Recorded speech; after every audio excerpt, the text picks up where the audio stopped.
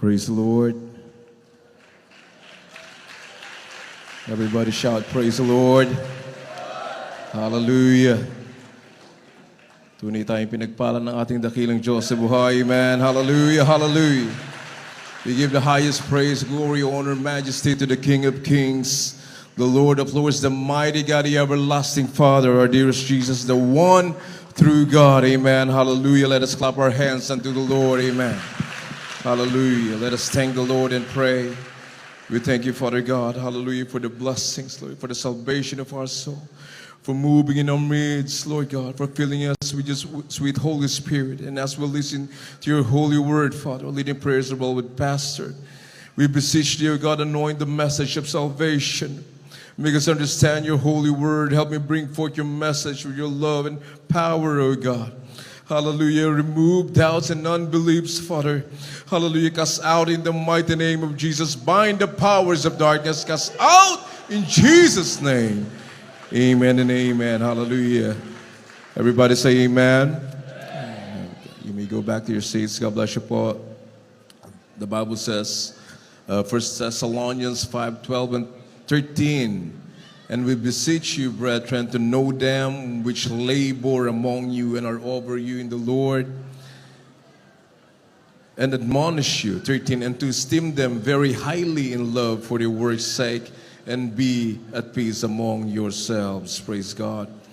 Hebrews 13:7, remember them which have the rule over you, who have spoken unto you the word of God, whose faith followed, considering the end of their conversation. 1 Timothy 5:17, let the elders that rule well be counted worthy of double honor, especially they who labor in the word and doctrine.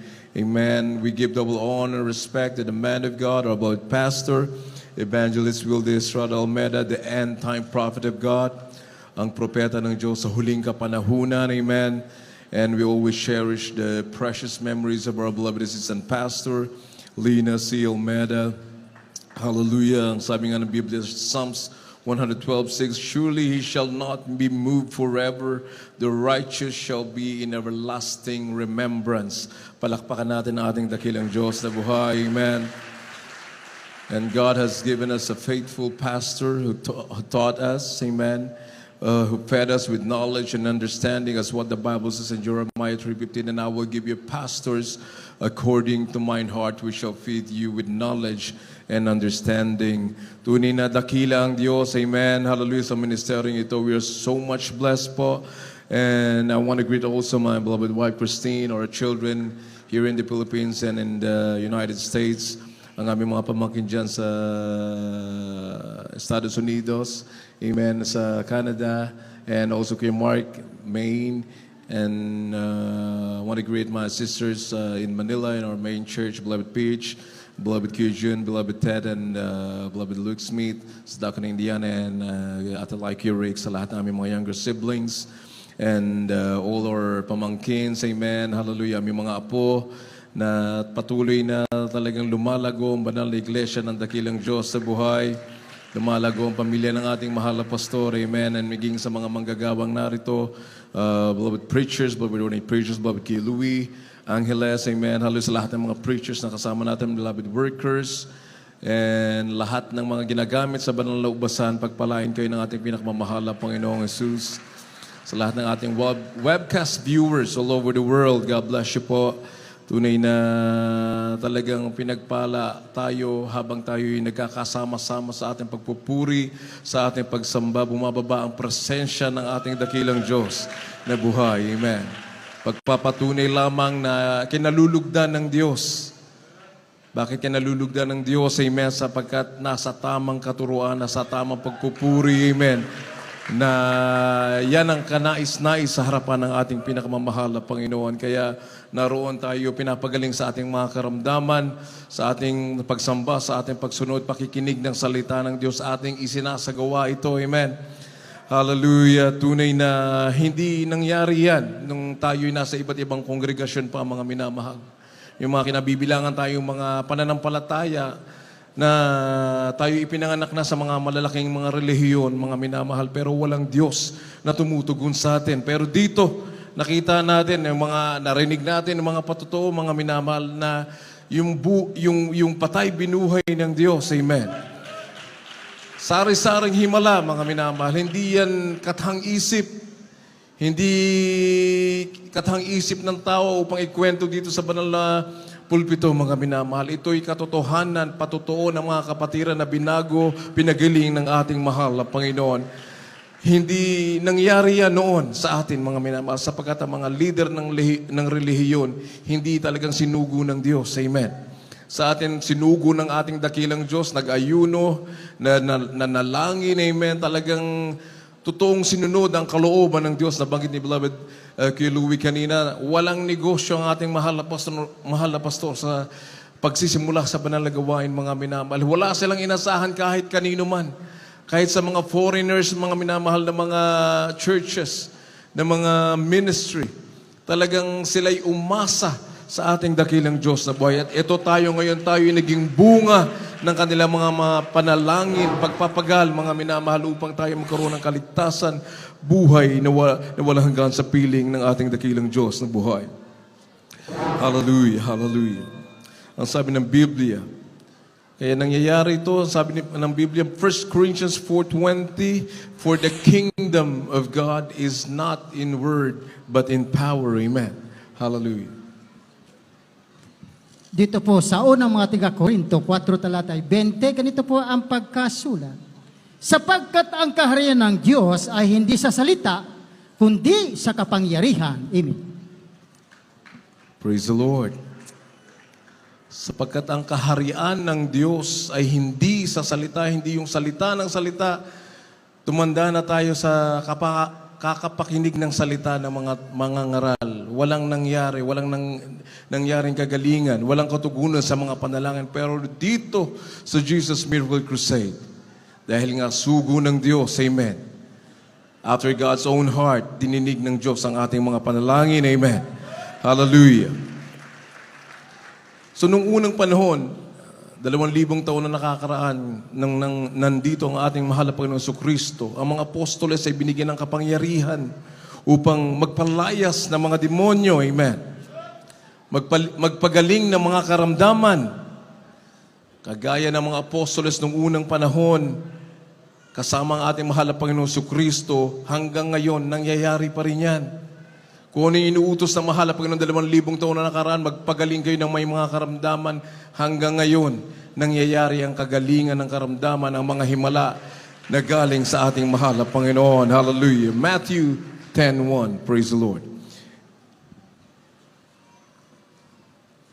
Dito po sa aklat ng Mateo, Kapitulo 10, ang talatay 1. At pinalapit niya sa kanya ang kanyang 12 alagad. At binigyan niya sila ng kapamahalaan laban sa mga karumaldumal na espiritu upang mapalabas nila at upang kanilang mapagaling ang lahat ng sari-saring sakit at ang lahat ng sari-saring karamdaman. 7 at 8. At samantalang kayo'y naglalakad ay magsipangaral kayo na magsabi, ang kaharian ng langit ay malapit na. Magpagaling kayo ng mga may sakit. Magpabangon kayo ng mga patay, maglinis kayo ng mga ketong, magpalabas kayo ng mga demonyo. Tinanggap ninyong walang bayad, ay ibigay ninyong walang bayad. Amen. Praise the Lord. Hallelujah. So pagpapatunay lamang, mga minamahal, na tayo'y nasa tamang katuruan. Luke 10:19 and 20, behold, I give unto you power to tread upon serpents and scorpions and over all the power of the enemy, and nothing shall by any means hurt you. Notwithstanding in this, rejoice not that the spirits are subject unto you, but rather rejoice because your names are written in heaven. Praise the Lord. Dito po sa aklat ng Lucas Kapitulo 10, ang bersikulo po ay 19 hanggang 20. Narito, binigyan ko kayo ng kapamalaan na inyong yurakan ang mga ahas at ang mga alakdan at sa ibabaw ng lahat ng kapangyarihan, ng kaaway at sa anumang paraay hindi kayo maano. Gayon may huwag ninyong ikagalak ikagalak ito na ang mga espiritu ay nagsisuko sa inyo, kundi inyong ikagalak na nangasusulat ang inyong mga pangalan sa aklat ng langit. Amen. Isang malakas na pagpupuri, papalakpak sa ating dakilang Diyos sa buhay. Hallelujah, hallelujah. Yung mga karamdaman natin na pinagaling ng mahal na Panginoon, pagpapatunay lamang daw po ng ating mga pangalan ay nakasulat sa aklat ng buhay sa kaharian. Ibig sabihin, papuntang langit tayo, nasa totoong iglesia tayo ng ating dakilang Diyos na buhay. Hindi tayo nagbabakasakali. Laging sinasabi ng mahal na pastor, hindi tayo nagbabakasakali. Tunay ang ating paglilingkod sa mahal na Panginoon. Na yung ating mga karamdaman na walang pag-asa noon, mga minamahal, wala tayong pag-asa, nasa kaguluhan, maging ang ating pamilya, wasak na tahanan. Dito binuo ng Diyos, mga minamahal. Sa mga nagpapatuloy sa paglilingkod sa mahal na Panginoon, patuloy nating nararanasan ng mga bagay na yan. Amen. Pero binigyan pa rin tayo ng free will, ng freedom ng mahal na Panginoon. Ibigin mo ako ng kusa mong loob na pag-ibig, na paglilingkod sa Diyos. Yun ang gusto ng mahal na Panginoon, hindi sapilitan. Kaya makikita natin, dito na ipinanganak sa iglesia, yung iba tumatalikod sa paglilingkod sa mahal na Panginoon. Ano nangyari sa buhay nila? Meron tayong freedom. Pipiliin natin kaligtasan o buhay na walang hanggan o kapahamakan sa impyerno, mga minamahal. Ganun lang kasimple. It's black and white. Langit o impyerno, yun lang ang patutunguhan ng tao. Dalawa ang patutunguhan, parehong eternal. If you're serving the Lord like what we do, tayo naglilingkod na may katapatan sa mahal na Panginoon. Nagsusumikap tayo na kasunod sa kalooban ng mahal na Panginoon. Langit daw po ang naghihintay sa atin. Pero kung tayo sa sarili natin, kahit dito na tayo pinanganak sa iglesia, kahit mangangaral ka, kung hindi mo naman sinusunod ang kalooban ng mahal na Panginoon, impyerno ang ating tungo, mga minamahal. Yan ang katotohanan. That's why we must follow. Ipagpapatuloy ito, mga minamahal.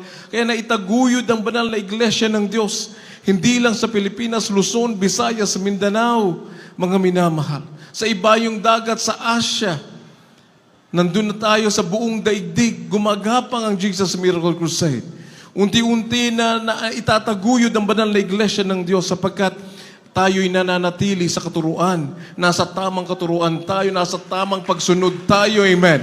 100% pananampalataya sa ating dakilang Diyos na buhay, sa mga ipinangaral ng ating mga magulang sa mahal na Panginoon. Kaya hindi tayo magkakamali kung ating ipagpatuloy ang lahat ng ating narinig, amen, na ipinangaral sa atin ng ating mga magulang sa mahal na Panginoon, na linakipan ng dakilang kapangyarihan ng ating dakilang Diyos sa buhay. Palakpakan po muna natin ang ating pinakamamahal na Panginoon.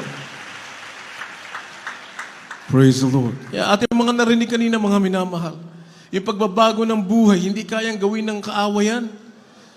Yung hold-upper, yung magnanakaw, mga minamahal, notorious gang member, pumapatay, nagpapatayan sila dahil drug addict.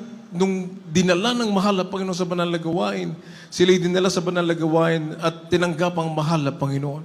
Ngayon, nagpapatotoo, nakakurbata, amen, napakagandang tingnan, na binagong lubusan ng ating dakilang Diyos na buhay. Ayaw ng mahal na Panginoon na may mapahamak ni isa. Amen. 2 Peter 3:9. Ayaw ng Diyos na may mapahamak, ngunit tayo'y lumapit sa Diyos, humingi ng tawad sa mahal na Panginoon sapagkat lahat naman ay nagkasala. For all have sinned and come short of the glory of God. Kailangan nating lumapit sa ating dakilang Diyos, magpakumbaba tayo, maglingkod, at sundin ang kanyang banal na kalooban. Praise the Lord. Dito po sa unang Pedro, Kapitulo 3, ang bersikulo po ay 9. Na huwag ninyong gantihan ng masama ang masama o ng alipusta ang pag-alipusta, kundi ng pagpapala sapagkat dahil dito kayo'y tinawag upang kayo'y magmana ng pagpapala. Amen. 2 Peter 3:9 po. Praise the Lord. Dito po sa aklat ni Pedro Kapitulo 3, ang bersikulo po ay 9. Hindi mapagpaliban ang Panginoon tungkol sa kanyang pangako, na gaya ng pagpapalibang ipinalalagay ng iba, kundi mapagpahinuhod na sa inyo'y hindi niya ibig na sinuman ay mapahamak, kundi ang lahat ay mga sipagsisi. Amen. Praise the Lord. Amen. Hallelujah. Hindi hard taskmaster ang ating pinakamamahal na Panginoong Jesus. Kaya ayaw niya na tayo may nararamdaman, may karamdaman, kaya nga pinagaling ang ating mga karamdaman. Amen. Nung tayo lumapit sa mahal na Panginoon. 3 John 2 says, Beloved, I wish above all things that thou mayest prosper and be in health, even as thy soul prospereth. Mga minamahal, aking idinadalangin na sa lahat ng mga bagay ay guminhawa ka at ang iyong katawan na gaya ng pagginhawa ng iyong kaluluwa. So threefold blessing, mga minamahal. Physical blessing, amen. Kagalingan ng ating mga karamdaman. Maging pagpapala sa material, financial, ipinagkakaloob ng Diyos, amen, sa atin. Upang guminhawa tayo sa ating buhay. Higit sa lahat yung buhay na walang hanggan, yung kaligtasan na meron tayo, mga minamahal.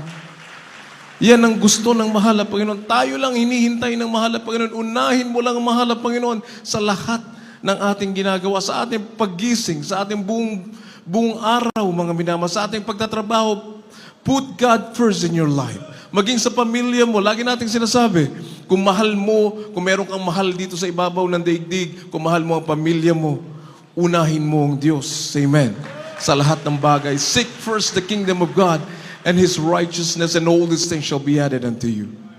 Sa mga hindi inuna ang Diyos, inuna ang kanilang sariling pagtatrabaho sa ibabaw ng daigdig. Nag-3 jobs na, triple jobs, mga minamahal. Naubos yung lakas sa pagtatrabaho. Pagdating sa huli, may karamdaman na, may sakit na. Yun po ba ang pangako ng mahal na Panginoon? Though sinasabi ng Biblia, it is appointed unto men once a day, but after this, the judgment. Nakatakda sa atin ang kamatayan. Kaya dito, binibigyan tayo ng kaunawaan, mga minamahal, na hindi lang ang tao mabubuhay sa material na bagay, kundi sa salita ng ating pinakamamahal na Panginoon. Kailangan maunawaan natin yan. Mahalaga ang ating pamilya, yes. Mahalaga ang ating pamilya. Kailangan ka magtrabaho, sabi sa Biblia. Kung hindi ka nagtatrabaho para sa pamilya mo, mas higit ka pa sa hindi naniniwala sa Diyos. Kailangan mag-provide tayo sa ating pamilya. Pero mas uunahin mo ang Diyos. Man shall not live by bread alone, but by every word that proceeded out of the mouth of God. Amen. Kailangan balanse, mga minamahal. Naglilingkod ka sa Diyos, inuuna mo mahal na Panginoon, inaasikaso mo ang iyong sambahayan, mga minamahal.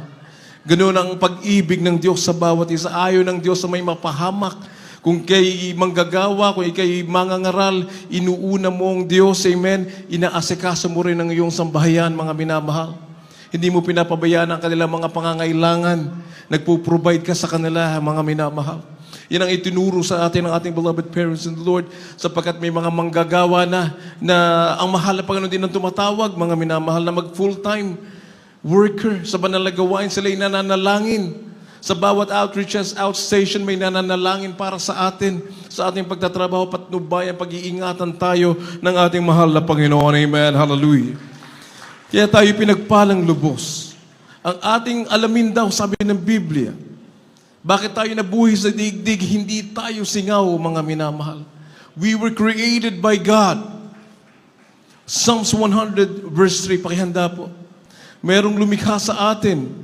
Kaya ang sabi ng banal na kasulatan na ating alamin na ang Panginoon, siya ang Diyos. Hindi natin linikha ang ating sarili. Hindi lang tayo singaw sa ibabaw ng digdig na ito, mga minamahal.